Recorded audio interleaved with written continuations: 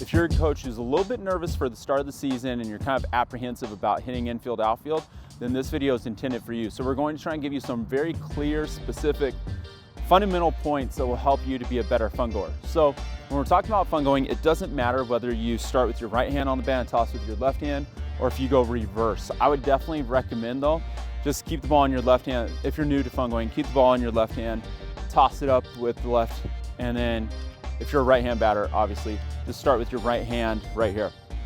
So you're going to start with the bat on your shoulder. That's going to be the easiest way. And the most important thing when it comes to fungoing is going to be your toss. So you want your toss to be nice and consistent, and you just want to get a little bit of air under it like this. And you want that to be out front. So if you're consistent with your toss, then you can fungo. You want your toss to get a little bit of air, not too much though, to where you're like almost waiting on the ball. Then you're going to be inconsistent with where you're catching. And you want the toss to be out front. So on a ground ball, we want to try and come through as level as we can with our plane. Too many coaches come through kind of like downwards. So watch my plane here, how it's going to be pretty level. Here you go.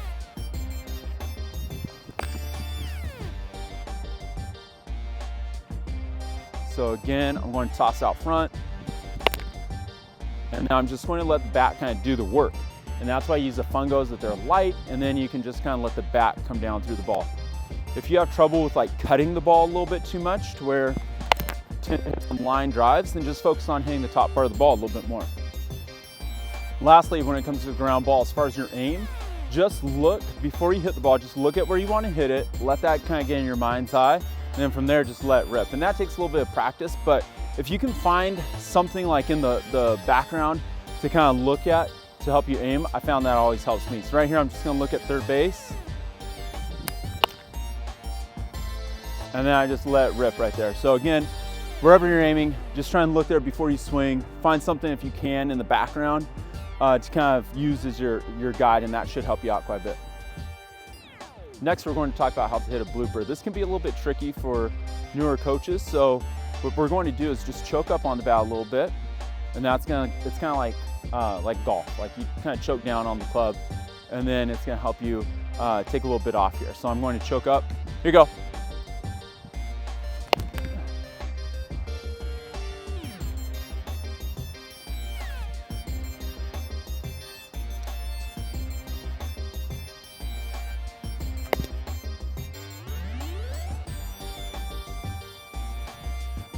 So we covered the basic ground ball, we covered the blooper, now we're going to talk about your basic fly ball. So the key on your fly ball is going to be your shoulders.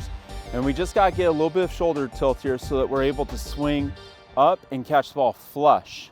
If we're kind of like swinging down or our shoulders are flat, then we're going to cut the ball a little bit and we're going to lose some distance. So again, get the toss out front, but on your fly balls, you want to be a little bit higher in the air so you can get under a little bit easier. So here we go.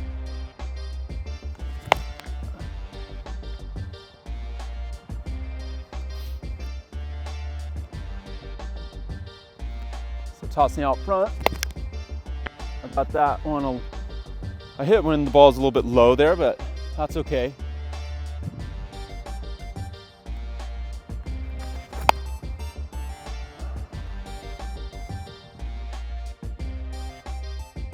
Okay, next I'll show you a couple of infield pop-ups, and that's only so that you can see the difference in my shoulders. So if I want to hit an infield pop-up, it's close to a catcher pop-up, which we'll get into next. And on our infield pop-ups, we're just going to need to get a little bit more shoulder tilt.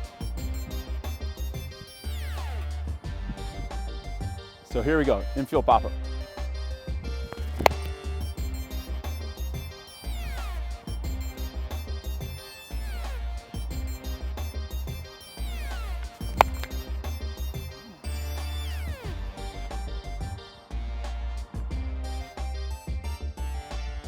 And finally, the dreaded catcher pop-up, the one that all coaches fear hitting. There's a real chance that you might swing and miss on a catcher pop-up, even if you've done it for a long time.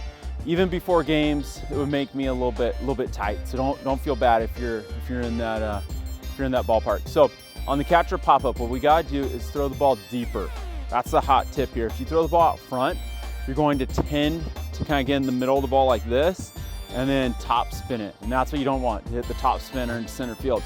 So if you throw it deeper, then it's easier to catch kind of the front part of the ball which is what we want to do. We want to cut the front part right here. So if we throw it deeper, it's easier to swing, get the front part of the ball, and then we're going to backspin it to our catcher. So on this one, the biggest thing is you got to get a lot of shoulder tilt. If you try and stay too flat with your shoulders, you're going to be inconsistent, or you're not going to drive the ball very high. So in order to drive it high, we got to get a big time shoulder tilt, and it puts a little bit of pressure on the lower back. So here we go.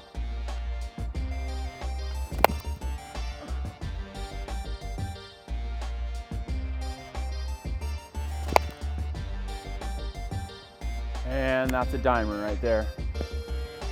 You couldn't see it, but our catcher made a phenomenal catch on that one. That wasn't the ground that you heard the ball hitting, that was his glove. Hopefully that's going to help you guys become a better fungoer. And again, if you're a coach who's coming on here because you're kind of nervous about the first week of tryouts with your new team or something like that, just settle down, think about a good toss, come through level with the barrel. If you got hit fly balls, I know that's sometimes a little bit scary, but just make sure that you're getting good shoulder tilt, and then get a nice high toss on those fly balls. The closer in that you got hit the ball, meaning like outfield, then infield, catcher pop-ups, just throw the ball a little bit higher, focus on more shoulder tilt, catching the bottom part of the ball, and you'll be fine. So, and finally, remember, don't try and be too cool when it comes to hitting infield, outfield, or fungoing. It's not about us as the coaches, it's about the players. So however you get the job done, you get it done. Don't feel bad if you don't look the coolest or anything like that, or if your swing's not the most beautiful. If you do these few simple things that I showed you guys, you'll be fine.